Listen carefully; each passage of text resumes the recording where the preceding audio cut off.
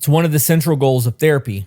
If people had no control over what they did, treatment wouldn't work. Dialectic behavioral therapy, one of the most effective treatments for BPD, is built on the assumption that people can learn new ways of responding to old emotions. It teaches mindfulness so that people notice what's happening before they're consumed by it. It teaches distress tolerance so that they can survive overwhelming emotions while acting impulsively. Without acting impulsively. It teaches emotional regulation so feelings become less explosive over time. It teaches interpersonal effectiveness so that people can ask for what they need without resorting to threats, accusations, or emotional chaos. The existence of successful treatment tells us that people are capable of change, but not everyone chooses it. Not everyone has access to it, and not everyone sticks with it, but many do.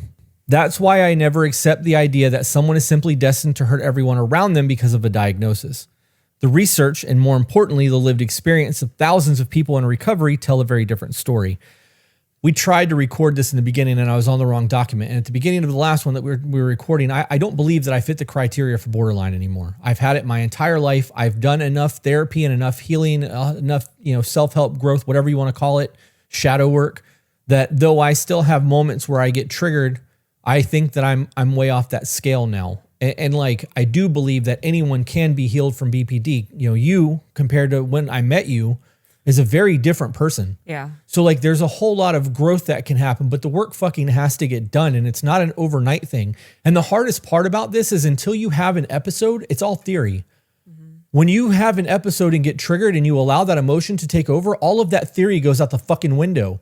A lot of the times you forget everything you learned and you have to try to regain that in the moment of conflict when your emotional system is freaking the fuck out. It's hard to do in the beginning. It is. It is a fucking nightmare, but it's possible and you just have to continue to stick with it. So many men have spent years ignoring their own emotional needs. They say things like, I'm fine, which often means I haven't really thought about it. I have put me on the back burner for so long that you asking me what I need right now, I don't have an answer for. Because even though I've been suffering for the last 6 months or 6 years of my life, I know that at the end of the day, what I need is not relevant to anyone else. And those needs aren't going to get filled. So I don't know. God, what a dark place. This is the reality for most men.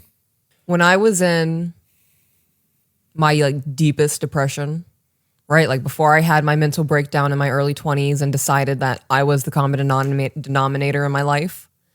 And that I was making poor decisions that was resulting in a poor life.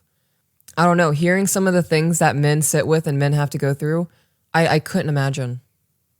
I would say that I experienced maybe 25% of what true depression could actually feel like. Because I still had attention. I still had people checking in on me. I still had, or even though I felt alone, I would have been so much more alone if I didn't have the 3 people messaging me every once in a while. Right. That is true isolation at that point. And that takes my mind to the men who can go 6 months without getting a single match on a dating whatever.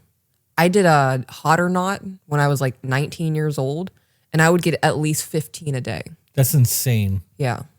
So I just, and that's not a flex. Right now that I say that, I feel gross about that. I was marketing myself and feeding my reality on the gross validation of creepy men on the internet.